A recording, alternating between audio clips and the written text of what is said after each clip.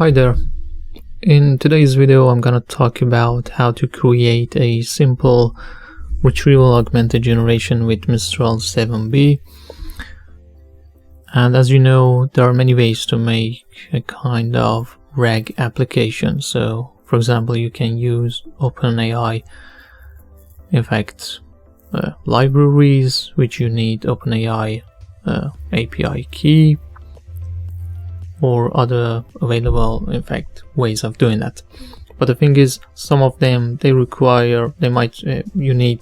might need to spend extra money for APIs, so on and so forth. But there is a better way of doing that, because simply when we talk about retrieval augmented generation, so what we need to do, what is the whole idea? The thing is, when we have a large language model, when we train it, it has a specific data set which we train it on. And we might need to add extra data and ask about that specific data. For example, imagine I'm going to train my LLM on Wikipedia, but I might ask some question from, let's say, a protein design book. So definitely my LLM cannot answer any question from that book, because in fact the LLM hasn't seen any kind of that kind of data. So what we can do here is we can use a kind of vector databases. So here in this case, for example, we can use LangChain for that. We have the documents, we can embed, we have a kind of embedding model, and then we can embed all those documents into a vector database and then query those vectors, which each of those vectors are kind of document, and then give it to the large language model and say, okay, based on this context, answer this specific question. So what we can do here, and in fact this video, as I said, is all about RAG with Mistral 7b. So first we just install a bunch of packages, sentence transformers, which we use it to embed all our documents. We use accelerate, in fact that's for the large language models, transformers again, and a couple of more of the packages which we need here. And then we're gonna import all those. And by the way, because we're gonna use a large language model which here is Mistral 7b, as well as another embedding model, which in our case is going to be one of the kinds of sentence bird, which we call it LABSE. So we need to load both of them into the RAM, so make sure that you have enough amount of RAM. Preferably use Colab Pro if you can, with 800 GPU, which gives you sufficient amount of RAM, which is really useful. And then what I do is, so I need to add extra documents which my model never saw them. So I add a couple of texts, bio documents, which I extracted all of them from PubMed website, which are all about, for example, protein design, I don't know, the relation between vitamin D with COVID, heart disease, mRNA vaccines, so on and so forth. So I put them all into a CSV, and here I just read them and just a little bit of cleaning and turning all that into a kind of list. So here are all those documents, roughly about 40 documents. In fact, there are abstract of the papers. And here I'm going to load my embedding model, which will use and read all these documents one by one and make a kind of vector out of all those, or the embedding from all those.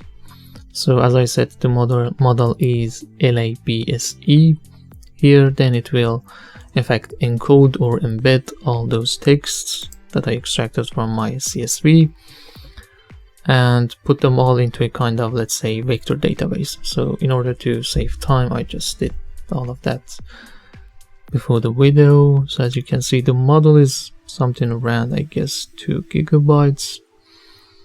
Yeah, 1.88.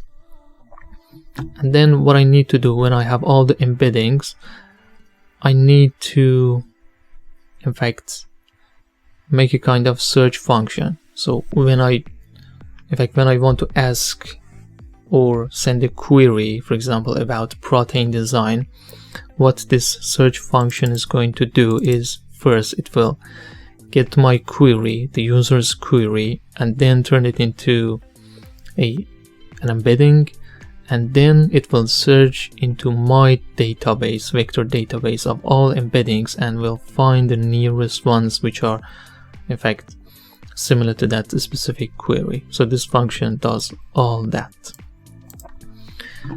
And you can, so it has the input question or input query and the number of results, which is the number of vectors in that vector database that are most similar to that query. So here, for example, I can say, what is the de novo protein design? Give me the 5 nearest documents from that vector database that are nearest to this in fact query.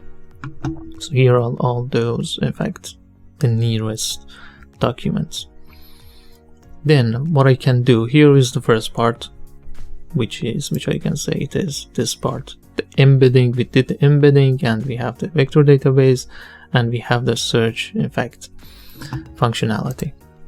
So what we need to do now, because we know that our large language model might not have any understanding of new knowledge.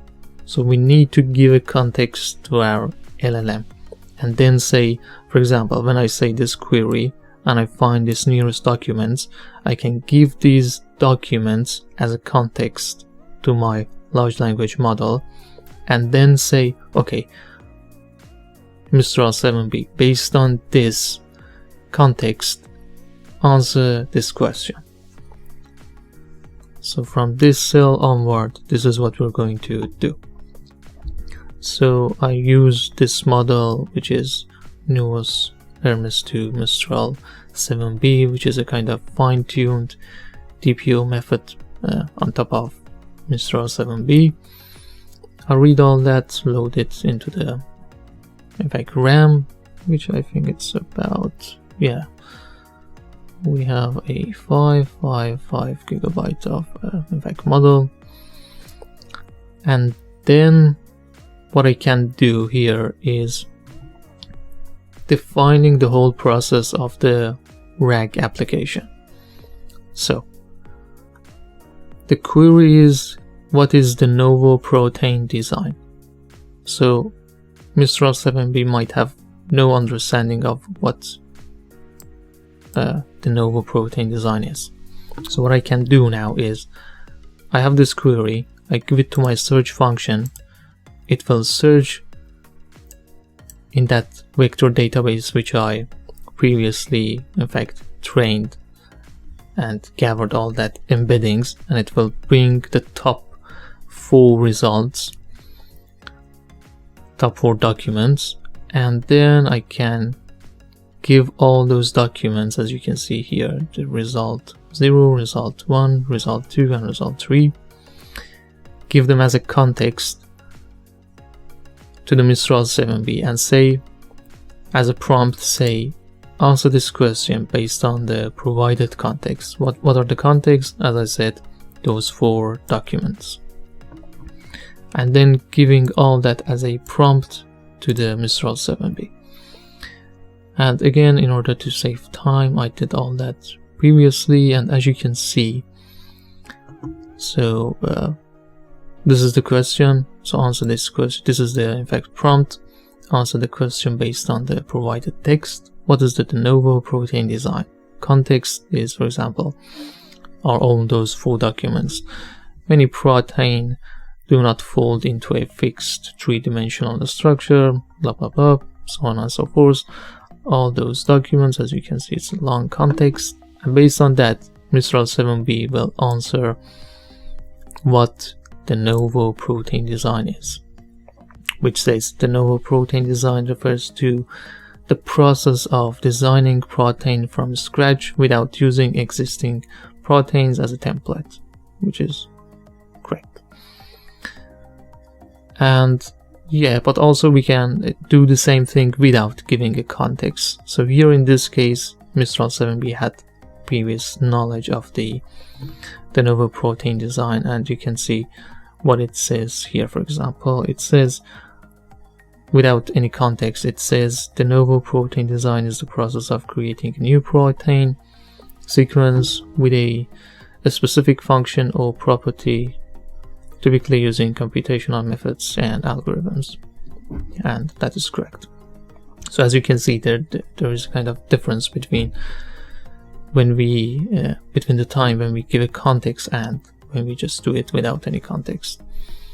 The second example is, what is the effect of vitamin D on COVID? Again, we give it a query to the search, it will bring all the documents and then give all those documents as a context to the LLM, and then LLM would respond based on that context. So what is the effect of vitamin D on COVID? With context, the answer is the effect of vitamin D on COVID is that it has, that's a really hard word, I don't know, properties and may enhance the body's defense system against the SARS-CoV-2 virus, so on and so forth. So it finds some relation between kind of vitamin D and COVID-19. So let's see what it will say without, in fact, context. So without context, it says the relation between vitamin D and COVID-19 is still not fully understood, and it is an area of ongoing research. So as we know, it has been trained on kind of, I can say, historical knowledge which in that time there might be no kind of finding about the relation between vitamin D and COVID-19. But here we give updated documents and papers into the Mistral 7b, and it will decide based on those papers that, okay, it has some effect, vitamin D has some effect on COVID-19, and this is the effect of it. And for example, the other question could be, which country has rich genetic diversity for soybean? So based on the context that we have, again, all that process, so as we can see, one of the documents says here in this one, says China has a collection of more than 43,000 soybean, in fact, genes. And the assistant, the Mistral 7b, based on that context, tell us, okay, China has rich genetic diversity for soya. But without any context, again, we can see that it says India has a rich genetic diversity. So yeah, this is a simple way of doing that, having a kind of RAG function without any, it's a really simple way of doing that without any need of, in fact, external OpenAI API or any other APIs, which can be really useful if you have a kind of confidential data in your own organization and you don't want to share it with any kind of, let's say, in fact, third-party organizations. But the main downside with this specific method is that you need relatively high amount of resources. So I checked it with different, in fact, Colab GPUs. The thing is, the only one which it works for now is just 800 GPU. you cannot do it on T4 or 300. Yeah, because it takes about 15 or even more gigabytes of RAM, and when you're in the inference time, so it takes even more than that. And yep, that's it from me. Thank you.